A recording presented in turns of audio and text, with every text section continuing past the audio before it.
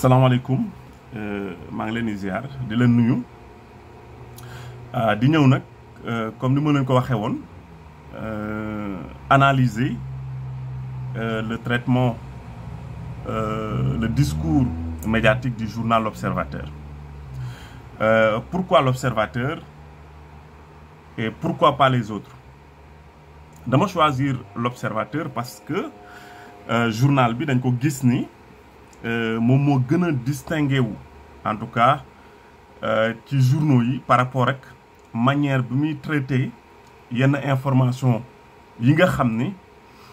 man dama jàpp ni c'est des informations très sensibles dans une république et que genre traitement information yooyu noonu bokk na ci maanaam en Afrique conflit yu bari ay guerre civile ay conflit ethnique genre média yooyu noonu ñoom ñoo ko instauré ca dëkk boobu noonu. Donc moo tax ma ni il est de mon devoir d'apporter un regard critique par rapport ak information yi ak ni ko le journal L'Observateur di traité parce que encore une fois ciblé wuñu kenn encore une fois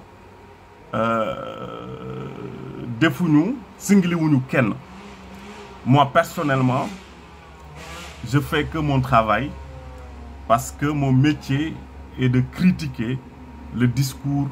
médiatique et le discours politique. Man, loolu mooy sama métier. Donc, su ma ko defee dara taxul ma koy def dama bëgg rek ñi nga xam ni ñoom ñooy askan wi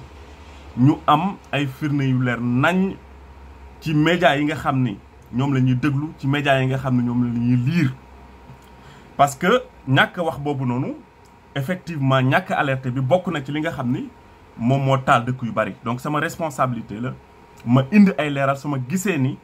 manière bi nga xam ni moom la ñuy tëggee information bi manière boobu noonu effectivement danger la pour une république. Damay ñëw ci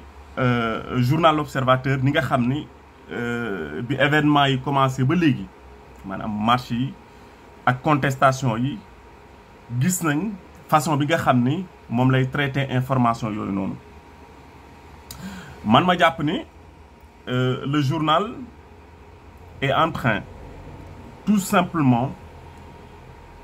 de mettre en œuvre des éléments de langage yoo xam ni gouvernement bi ñoom ñoo ko façonné gis nañ effectivement la conférence de presse bi nga xam ne le procureur def na ko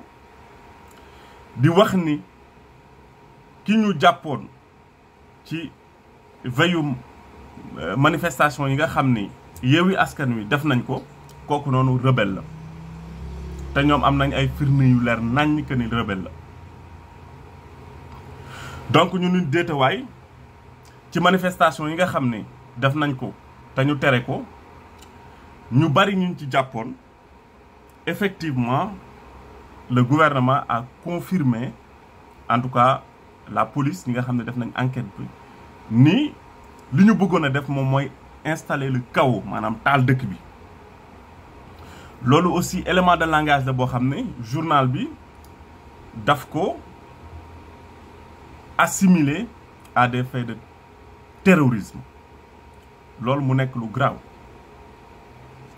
damay ñëw rek ci yenn une yi nga xam ne repéré naa ko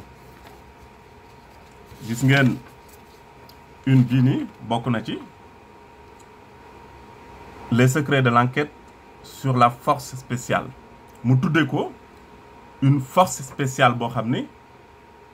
ñooñu en tout cas fukk ci ñoom wala fukk ak benn jàpp nañ leen que am nañ firnde yu wóor que ni ñii nii liñ bëggoon a def attentat la dafa am loo xam ne nag soo dee jàngat une journal dafa am solo soo bëggee xam position journal bi soo bëggee xam également opinion journal bi par rapport ak événement bi xew dafa am loo xam ne il faut nga distinguer ko parce que dafa am ci manchette bi maanaam ci xët bi lu ñuy wax les informations secondaires mooy ngeen gis ni mu nekk ci pegg wi am na loo xam ne dañ koy wax les informations principales c'est-à-dire moo gën a am solo ci xët bi moom mooy gis ngeen li nga xam ne dañ ko bind mu rëy maanaam képp ku lire journal bi moom ngay njëkk a gis ci loolu ngay njëkk a daj te su ñuy def également revue de presse li attirer attention maanaam revue de presse bi moom mooy information bi nii donc su ko journal bi bindee mën nañoo jàpp ne également rajo yi ak télé yi dañ koy relayer à travers leur revue de presse donc noonu la ko askan wi di jote donc une semaine bi yëpp l'Obs parle de ça terrorisme rébellion toute la semaine lii nag dañuy am firnde bu leer nañ et que il faut ñu def taxaw seetlu que presque c'est le seul journal bi nga xam ni toute la semaine il n'a parlé que de ça c'est comme si les autres journaux amuñu information moom rek moom moo ko am et que moom rek moom moo ci intéressé wu donc dama jàpp ni ce journal est en train de relayer le discours les éléments de langage du gouvernement qui persiste et confirme que effectivement parmi les manifestants il y a des terroristes te manifestation yi kenn wootewu ko lu dul les partis de l'opposition donc il est en train d'assimiler ces partis-là quand même à des instigateurs ñi nga xam ni li leen tax a jug moom mooy taal dëkk bi te xam nañ ni l'information principale toute cette semaine en tout cas les 15 jours c'est jàpp mi nga xam ne jàpp nañ ko opposition bi jàpp par exemple des députés jàpp maire également information yi nga xam ne am na solo le fait que ñu interdire marché bi donc yooyu yëpp intéressé wul ce journal bi li ko intéressé moom mooy les éléments de langage yi nga xam ne gouvernement bi relayé na ko donc ce journal est en mission donc ce genre de traitement de l'information est dangereux dans une république pourquoi c'est dangereux dans une république dinaa leen ko wax parce que genre traitement yi dafay inciter la haine parce que vous êtes en train de jeter l'opprobre ci benn partie de la population genre traitement yi également dafay wane ni il y a une discrimination dans un pays c'est également un discours mensonger boo xam ni mën na taal réew donc c'est important sénégalais yi xam ni y a une manière boo xam ni presse dina ko doxee te lu mën a jur jéye la ci réew damay joxe rek benn ay exemple par rapport ak l'histoire on a vu au Rwanda en 1994 conflit bi li ko gën a taal maanaam conflit ethnique bi nga xam ne am na entre les Hutus et les Tutsis maanaam média moom ki ko gën a incité mooy la rajo bi ñuy wax la rajo Milkoli rajo boobu noonu da doon fabriquer ay discours di inciter benn ethnie maanaam les Hutus à ce que ñu attaquer les Tutsis di leen massacrer di leen discriminer c'était une minorité donc loolu ça incité parce que dañ doon fabriquer ay mensonges comme ni ko l'Obs defee naan ñii dañoo bëgg a rey ñii dañoo bëgg a taal dëkk bii ñii dañoo bëgg a def lii su ko defee une partie de la population également di ci gis seen bopp ñoom aussi dañu yaakaar ni il était de leur devoir aussi ñu dem attaquer l'autre ethnie c'est pourquoi c'est des faits extrêmement dangereux donc ñooñu noonu bi conflit bi jeexee c'est un média génocidaire bi conflit bi jeexee ces journalistes là dañ leen a accusé de crime contre l'humanité complicité également de génocide donc kon bépp journaliste buy liggéey ci benn média di inciter à la haine bis bu guerre civile amee ca dëkk boobu noonu bis bu conflit amee ca dëkk boobu jàppal ni ëllëg mën nañ la traduire dans les tribunaux de complicité par rapport ak li nga doon bind par rapport ak li nga doon def à la une. ñu gis ko également en Côte d'Ivoire en 2000 seen conflit bi li ko gën a taal médias yi bokk nañ ci parce que dafa amoon ay médias pro Ouattara amoon ay médias pro Gbagbo te ku ci nekk da doon inciter benn parti à ce que mu attaquer l'autre parti donc loolu bokk na ci li nga xam ne moom moo taal réew moomu noonu te dara waralu ko lu dul parce que dafa am médias yoo xam ni gouvernement bi da leen a monté woon contre l'autre parti donc ñu nekk ay médias d'opinion yoo xam ni nekkaluñ fi woon lu dul intérêt benn parti. C'est ça qui est dangereux, c'est ça qui est grave. Donc tey jii li nga xam ni moom moo mën a jugee ci loolu maanaam li ñuy bayal donc taalum réew mën na cee jugee kon il faut que ñu def attention bu baax a baax par rapport à ça. Donc li nga xam ni man moom lay alerter saa su ne mooy di wax ni média dafa war a nekk un contre-pouvoir moom moo koy permettre yu mel nii su ko état bëggee def wala mu bëgg ko def ci réew il est du rôle d'un journaliste d'alerter et de donner la bonne information mais suñ demee ba média di participer au mensonge de la République là ça devient grave donc te loolu dara waralu lu dul parparloo bi nga xam ne gis nañ ko ci média yi. Je donne juste un exemple, une anecdote par rapport ak